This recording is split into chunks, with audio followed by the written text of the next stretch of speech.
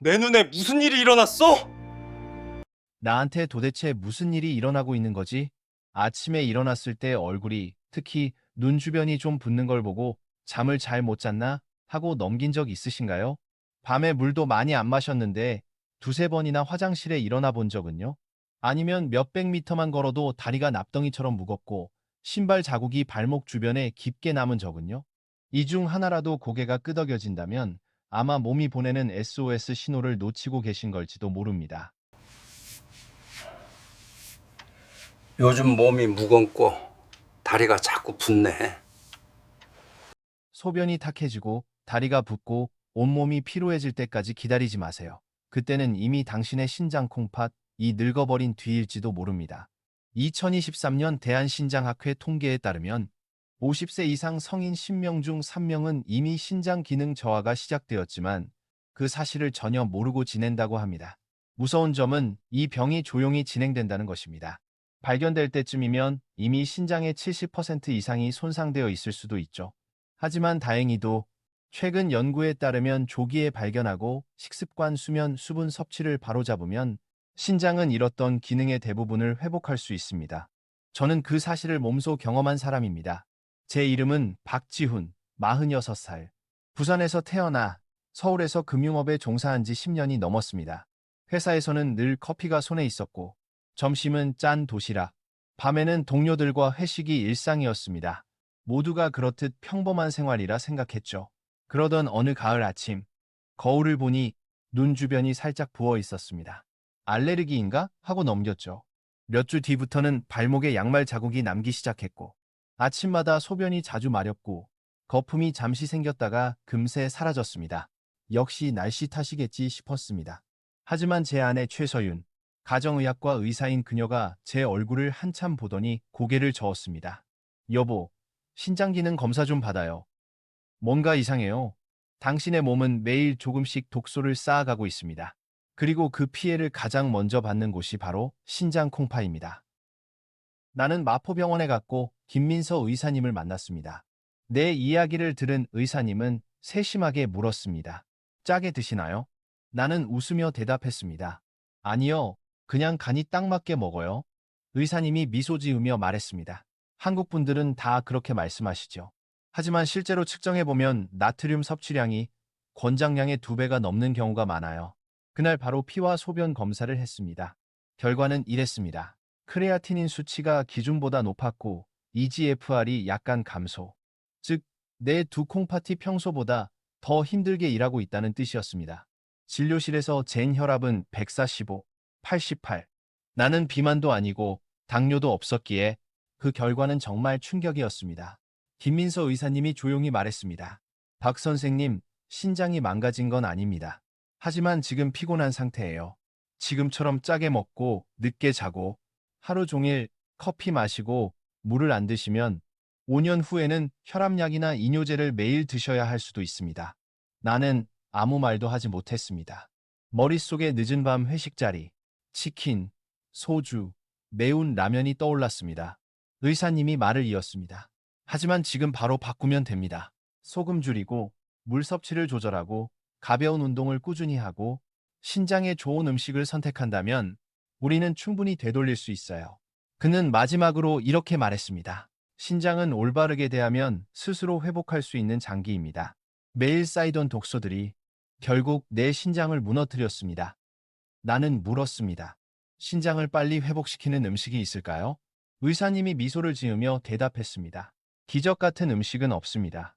하지만 염증을 줄이고 혈당과 혈압을 안정시키는 음식이 있어요. 그 세 가지는 신장의 가장 큰 적이거든요. 우리는 보통 콩류, 견과류, 칼륨이 적은 채소를 권하고 붉은 고기는 줄이고 가공식품은 최대한 피하라고 말씀드립니다. 그날 밤 나는 집으로 돌아와 부엌 찬장을 열었습니다. 라면 봉지, 짠 김치, 양념된 고기들이 켜켜이 쌓여 있었습니다. 문득 부산에 계신 어머니가 생각났습니다. 어머니는 늘 검은 콩을 볶아 가루로 만들어 아침마다 따뜻한 우유에 타서 드시며 말씀하셨습니다. 이거 마시면 콩팥이 메마르지 않는다. 그땐 그냥 웃어 넘겼습니다. 하지만 이제는 압니다. 과학적인 말은 아니었지만 이전 세대의 직관이 옳았던 경우도 있다는 걸. 검은 콩에는 안토시아닌이 풍부해 신장 혈관의 염증을 줄여주는 항산화 효과가 있습니다. 나는 유리병을 꺼내 라벨에 이렇게 적었습니다. 지훈의 신장을 위해. 그리고 그 병을 전기포트 옆에 조용히 두었습니다.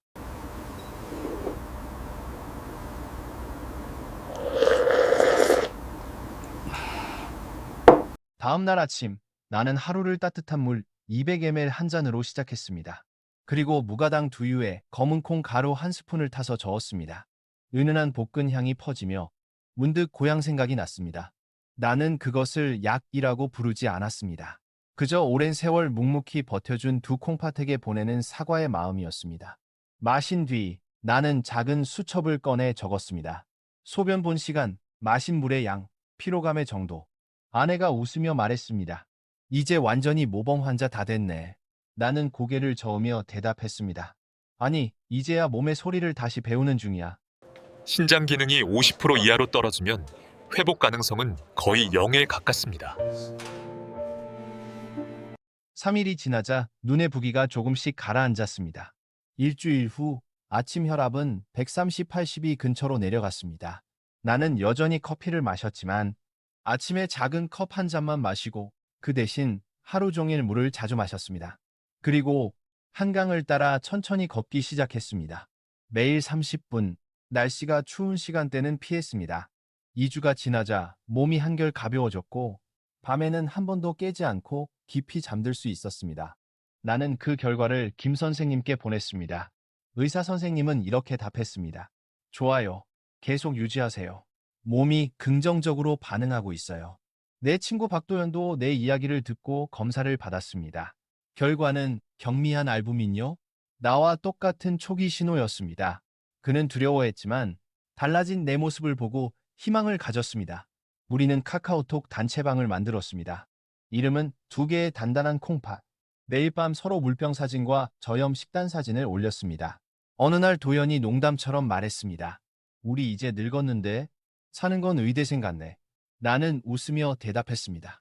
늦게 배우는 것보다 다시 배우는 게 낫지. 그날 밤 나는 예전 검사 결과를 다시 펼쳐보고 조용히 허리 아래쪽에 손을 얹었습니다. 신장은 아무 말도 하지 않았지만 나는 느낄 수 있었습니다. 이제 조금은 편하게 숨쉬고 있다는 걸. 심장이 늙기 시작할 때 당신은 아무것도 느끼지 못합니다.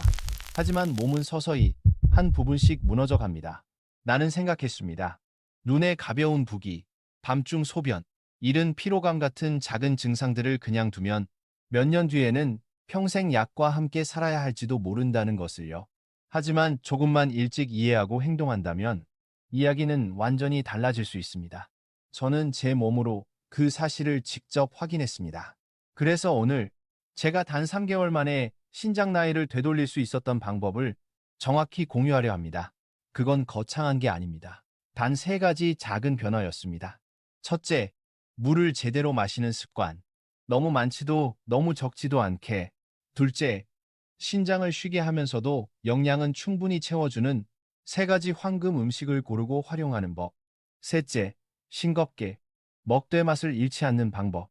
혈관과 콩팥을 지키는 식탁의 기술이었습니다. 모두 단순하고 돈 들지 않으며 효과가 입증된 방법입니다. 이제 저는 그 구체적인 이야기들을 하나씩 들려드리려 합니다. 혹시 요즘 아침마다 몸이 더 피곤하게 느껴진다면 잠시 멈추고 제 이야기와 함께 해주세요. 매일 단 몇 가지 작은 습관만 바꿔도 몸은 당신에게 이렇게 말할 겁니다. 고마워요. 나미네쇼. 그 말은 내스노 빅대 2개의 건강한 신장이 들려주는 아주 조용하고 소중한 침묵일 겁니다. 믿으시겠어요? 하루에 작은 숟가락 3번. 그것만으로도 신장 노화를 되돌릴 수 있습니다. 10월의 서울 아침. 바람은 선선했고 나는 창가에 앉아 따뜻한 물 한 잔을 손에 쥔 채 피어오르는 수증기를 바라보고 있었습니다. 3개월 전만 해도 물을 마신다는 건 너무 당연한 일이었죠. 하지만 이제는 하루를 여는 하나의 의식기시 되었습니다. 김 선생님이 이런 말씀을 하셨습니다. 몸은 강장과 같고 신장은 그 강의 수문이에요. 물이 일정하게 흘러야 수문이 막히지 않죠. Hopsetis hall the Seder. 그 말을 들은 뒤 제가 처음 다시 배운 건 물을 제대로 마시는 법이었습니다. 예전에 저는 늘 몰아서 마셨습니다. 식사 후 한꺼번에 큰 컵으로 혹은 목이 바짝 마를 때 단숨에 들이켰죠. 하지만 그건 가장 흔한 실수라고 하셨습니다. 물을 몰아서 마시면 혈액량이 갑자기 늘어나고 신장은 그 순간 강제적으로 더 많은 혈액을 걸러야 합니다. 그때마다 사구체 콩팥의 여과막의 압력이 높아지죠. 그래서 가장 좋은 방법은 한 번에 150, 200ml씩 하루 7, 8회로 나누어 마시는 것입니다. 즉, 하루 총량 1.52리터 정도. 몸 상태에 따라 조금씩 조절하면 됩니다. 저는 휴대폰에 물방울 알림을 설정했습니다. 2시간마다 작게 울리는 진동. He cactus read and butter turnus. 처음엔 귀찮았지만 2주쯤 지나자 자연스러운 습관이 되었습니다. 마치 몸이 스스로 이제 물 마실 시간이야 라고 속삭이는 것처럼요. 노인만의 질병이라고 생각하셨나요? 신장 노화는 그렇게 선택적으로 오지 않습니다. 40살, 아직 젊다고 믿는 그 나이에도 그건 조용히, 그러나 치명적으로 다가올 수 있습니다. 저는 예전엔 한 번도 신경 쓰지 않았던 소변의 변화를 관찰하는 법부터 배웠습니다. 색이 없고 투명하면 괜찮지만 차처럼 짙다면 탈수 신호라고 하더군요. 어느 날 소변에 거품이 많이 생겨 깜짝 놀라 의사에게 바로 연락했습니다. 그녀는 일시적인 거품은 소변 줄기의 속도 때문일 수 있지만 거품이 오래 지속된다면 단백뇨의 가능성이 있습니다. 라고 설명했죠. 그때부터 저는 몸이 과로하는 시점을 스스로 체크할 수 있게 되었습니다. 이후엔 작은 신호들을 느낄 수 있게 되었어요. 가벼운 갈증, 목의 건조함, 오랫동안 앉아있을 때 허리 아래가 묵직해지는 느낌까지. 두 번째 습관은 짜지 않게, 그러나 맛있게 먹는 법이었습니다. 한국 음식은 거의 모두 간이 세다는 게 특징이죠. 김치, 된장찌개, 매운 국들까지. 처음에 소금을 줄이니 밍밍하고 맛이 없었습니다. 하지만 김 선생님이 조용히 조언했어요. 소금을 빼는 게 아니라 간을 바꾸는 거예요. 그날부터 저는 소금 대신 다진 마늘, 생강, 후추, 볶은 깨, 대파, 사과 식초를 사용했습니다. 무, 양파, 다시마로 낸 국물의 단맛이 소금보다 훨씬 깊은 풍미를 줬습니다. 3주쯤 지나자 놀라운 일이 일어났습니다. 입맛이 다시 살아났습니다. 식재료 본연의 맛이 느껴지기 시작한 겁니다. 20년간 짠 음식에 익숙해진 제 혀가 이제야 본래의 맛을 기억해낸 것이죠. 어느 날 저녁 소금 한 톨 넣지 않은 고등어 구이를 만들었습니다. 후추와 레몬즙, 올리브 오일만 살짝. 아내가 웃으며 말했습니다. 오늘은 부엌이 짠 냄새 안 나네요. 샘버. 그 말에 저도 웃었습니다. 그때 깨달았습니다. 싱겁게 먹는 거는 희생이 아니라 회복이라는 걸요. 혈압은 안정되고 손발 붓기도 줄었습니다. 의사 말로는 하루 소금 1만 줄여도 혈압이 평균 2-3mHg 낮아진다고 했습니다. 신장 질환 위험이 있는 사람에겐 결코 작은 변화가 아니죠. 이후엔 식품 라벨 읽는 법도 배웠습니다. 라면 한 봉지, 포장 김치 하나에도 나트륨 함량이 다 적혀 있더군요. 저는 1회 기준 500mg 이하 제품만 고르고 김치는 물에 한번 헹군 뒤 살짝 짜서 먹었습니다. 직장 점심에는 직접 도시락을 싸갔습니다. 현미밥에 콩을 섞고 데친 채소, 두부, 구운 생선 한 조각. 동료들이 승려처럼 먹내라며 웃었지만 한 달 후 손이 붓고 피곤하다는 그들의 말을 들으며 저는 조용히 미소 지었습니다. 세 번째 습관은 신장이 쉴 수 있게 하는 음식을 고르는 법이었습니다. 김 선생님이 말했죠. 피로한 신장은 야근하는 사람 같아요. 부담을 덜어주는 음식을 줘야 해요. 그래서 물었어요. 어떤 음식이 그런 건가요? 그녀는 이렇게 답했습니다. 좋은 단백질, 숨은 인퍼스포러스이 적고 나트륨이 낮으며 항산화 성분이 많은 음식이에요. 그날부터 저는 세 가지 그룹에 집중했습니다. 콩류, 견과류, 그리고 적당한 채소. 아침엔 볶은 검은 콩 가루 2스푼 약 10지, 무가당 두유 1컵에 섞어 마셨습니다. 검은 콩의 안토시아닌은 염증을 줄이고 신장의 미세혈관을 보호합니다. 점심에는 호두 3-4알 소금 없이 오메가, 삼가혈중 콜레스테롤을 낮춰줍니다. 저녁엔 아스파라거스를 살짝 찌거나 올리브 오일에 빠르게 볶아 먹었습니다. 그 속의 글루타티온은 간과 신장 모두가 필요로 하는 천연 항산 화제입니다. 이 세 가지를 꾸준히 실천하며 저는 신장이 점점 숨을 돌리는 느낌을 받았습니다. 그 세 가지 음식 검은 콩, 호두, 아스파라거스. 이제는 제게 신장 구조 삼총사가 되었습니다. 하지만 저는 항상 적당히 먹었습니다. 검은 콩은 하루 80지 이하, 견과류는 30지 이하, 아스파라거스는 5, 7줄기 정도. 김 선생님은 늘 강조했습니다. 아무리 좋은 단백질이라도 너무 많으면 신장엔 부담이 됩니다. 저는 그 말을 마음에 새겼습니다. 한 달이 지나자 몸이 한결 가벼워졌습니다. 잠도 깊이 들었고 아침에 일어나면 더 이상 눈두덩이 붓지 않았습니다. 재검을 받으니 혈압은 128, 78, 크레아티닌 수치도 약간 내려갔습니다. 김 선생님은 결과지를 보며 미소 지었습니다. 이제 신장이 좀 숨을 쉴 수 있게 된 것 같네요. 그 말이 이상하게 마음에 오래 남았습니다. 3가지 핵심 습관 외에도 생활 리듬을 조정했습니다. 일찍 자고 오후 2시 이후에는 카페인을 끊고 매일 30분씩 걷기로 했습니다.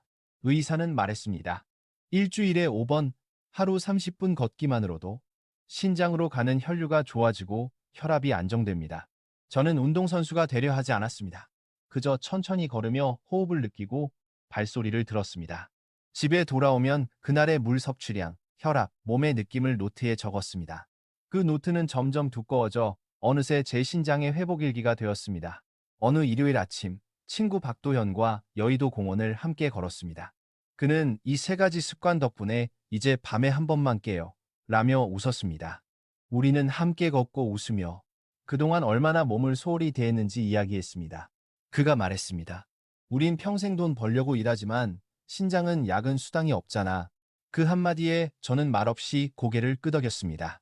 그날 밤 부산에 계신 어머니께 전화를 드렸습니다. 엄마, 의사 선생님이 그러셨어요. 신장은 잘 돌보면 회복할 수 있다고. 엄마는 조용히 웃으시며 말씀하셨습니다. 거 봐라, 제대로 먹고 자는 게 약보다 낫다니까. 그게 몸뿐 아니라 삶도 살리는 거야. 창밖을 보니 서울의 불빛이 반짝였습니다. 하지만 이번엔 달랐습니다. 조용하고 느리지만 확실하게 살아있다는 느낌이 들었습니다. 그때 깨달았습니다. 신장 회복은 약을 찾는 여정이 아니라 삶을 다시 배우는 여정이라는 것을요. 하루 한 컵의 물, 한 꼬집의 소금, 한 번의 숙면이 3가지 문을 열었습니다. 몸이 가벼워지고 마음이 편안해지고 일상의 작은 것들에 감사할 줄 아는 마음이 생겼습니다. 다음 편에서는 제가 이 3가지 습관을 하루 식단으로 구체화한 방법을 나누려 합니다. 아침부터 저녁까지 익숙한 한국 음식이지만 신장에 부담 없는 새로운 버전으로 간단하고 저렴하며 무엇보다 가정의 맛을 잃지 않은 레시피들입니다. 3달의 변화가 지나고 나서야 깨달았습니다. 지속하려면 억지로 하는 관리가 아니라 자연스러운 습관이 되어야 한다는 것. 그리고 그 출발점은 다름 아닌 부엌이었습니다. 예전엔 부엌이 아내의 영역이었고 저는 그저 출입 금지 구역이라 생각했죠. 하지만 지금은 아침마다 주전자에서 나는 물 끓는 소리와 볶은 검은 콩 향이 퍼지는 그 순간이 새로운 삶의 배경음악이 되었습니다. 아침 식사는 언제나 단순하지만 온몸을 깨우기에 충분했습니다. 따뜻한 물 200ml에 볶은 검은 콩 가루 1스푼, 무가당 두유를 살짝 더해 잘 섞습니다. 가루가 녹으며 퍼지는 고소한 향이 부산에 계신 어머니를 떠올리게 합니다. 그 한 잔은 단순한 음료가 아니라 신장에게 보내는 인사이자 몸 전체에 건네는 아침 인사였습니다. 그 후엔 호두 몇 알, 작은 바나나 1개, 그리고 통밀빵 1조각을 곁들입니다. 김 선생님은 이런 식단을 두고 가볍지만 똑똑한 아침이에요 라고 했습니다. 나트륨이 적고 식물성 단백질과 좋은 지방이 들어있으며 칼륨도 적당한 균형식이었기 때문입니다. 점심은 사무실에서 직접 준비한 도시락을 먹습니다. 현미밥에 검은 콩을 섞고 레몬으로 간을 한 고등어구이, 그리고 약간 싱거운 된장에 찍어 먹는 찐 야채들. 이제는 편의점 도시락을 사지 않습니다. 절약 때문이 아니라 짠! 한 끼가 하루 종일 혈압을 흔든다는 걸 알게 되었기 때문입니다. 책상 옆에는 항상 유리 물병이 있습니다. 갈증이 올 때 한 번에 들이키지 않고 작은 모금씩 천천히 마십니다. 동료들도 이제 익숙해졌습니다. 제가 물을 계량하듯 마시는 모습을 보며 몇몇은 따라하기 시작했습니다. 어느 날 한 동료가 말했어요. 저도 선배처럼 해봤는데 오늘 아침엔 다리 붓기가 덜했어요. 그 말을 들으며 저는 미소를 지었습니다. 내 몸의 변화가 누군가의 시작이 되었다는 사실. 그게 참 고맙고 행복했습니다. 저녁 식사는 제가 신장 친화적인 한식을 실험하는 시간입니다. 미역국은 멸치 액젓 대신 물을 우린 국물로 끓이고 아스파라거스는 올리브유와 마늘로 살짝 볶습니다. 그리고 노릇하게 구운 두부 몇 조각을 곁들입니다. 요리를 할 때마다 저는 맛뿐 아니라 감정도 함께 생각합니다. 회복을 위해 먹는다, 스트레스를 달래기 위해 먹지 않는다. 그렇게 식사가 의식 있는 행동이 되자 마음도 차분해졌습니다. 아내가 말했습니다. 요즘은 심심해서 음식을 찾지 않네. 그 말을 듣고 나도 웃었습니다. 김 선생님께 새로 배운 규칙이 있습니다. 접시의 절반은 채소, 4분의 1은 단백질, 나머지는 탄수화물. 이 단순한 원칙 덕분에 과식하지 않고도 충분히 배부를 수 있었습니다. 샐러드에는 소금 대신 식초와 참기름을 쓰고 가끔 치아시드를 살짝 뿌려 식이섬유를 더했습니다. 저는 주말마다 한 주치 반찬을 미리 준비했습니다. 콩을 삶고 채소를 찌고 검은 콩을 볶아 소분해 두었습니다. 그 덕분에 귀찮아서 대충 먹자는 핑계가 사라졌습니다. 물론 퇴근길엔 여전히 유혹이 있었습니다.